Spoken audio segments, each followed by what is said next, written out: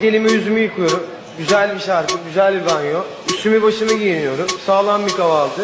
Modumu yakalıyorum. Quyosh nuridan bir kunga yetadigan vitamin D hosil bo'lishi uchun quyosh nurida 30 minut davomida turish kerak. Havo bulut kunda va kunga chiqmaydigan odamlar organizmida vitamin D hosil bo'lishi 60% gacha tushib ketadi. Qora va bug'doyrang odamlar terisida vitamin D sekin hosil bo'ladi. Qora va bug'doyrang odamlar quyoshda 30 minutgacha, oq va sariq terili odamlar esa 5 minutgacha quyoshda yurishsa yetarli hisoblanadi. Vitamin D hosil bo'lishi uchun quyosh nuri yuzimiz, qo'llarimiz va oyoqlarimizga tushishi kerak. Ya'ni 25% terimizga quyosh nuri tushishi shart. Shundagina vitamin D yaxshi hosil bo'ladi. Qishda esa quyoshdan yetarli darajada vitamin D olishimiz uchun 2 soat davomida yuzimiz va qo'llarimizni yelkalarimizgacha ochib olgan holatda quyosh nurida yurishimiz kerak. Buni esa umuman imkoni yo'q, chunki havo sovuq va qo'llarimizni ochgan holatda ko'chada yura olmaymiz. Demak, kuz va qish oylarida quyoshdan yetarli darajada vitamin D olishning imkoni yo'q. Agar hamma narsa quyosh nuriga bog'liq bo'lganda edi, Afrikada rakit kasalligi uchramas edi. Lekin afsuski, Afrikada rakit kasalligi juda ham ko'p uchraydi. Eng ko'p rakit kasalligi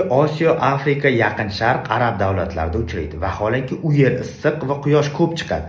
Demak, bu yerda yashaydiganlar quyosh nuridan to'g'ri foydalana olishmaydi. Yeb ichishi yaxshi emas va vitamin D iste'mol qilishmaydi. Sovuq va quyosh kam chiqadigan davlatlarda rakit kasalligi kam uchraydi.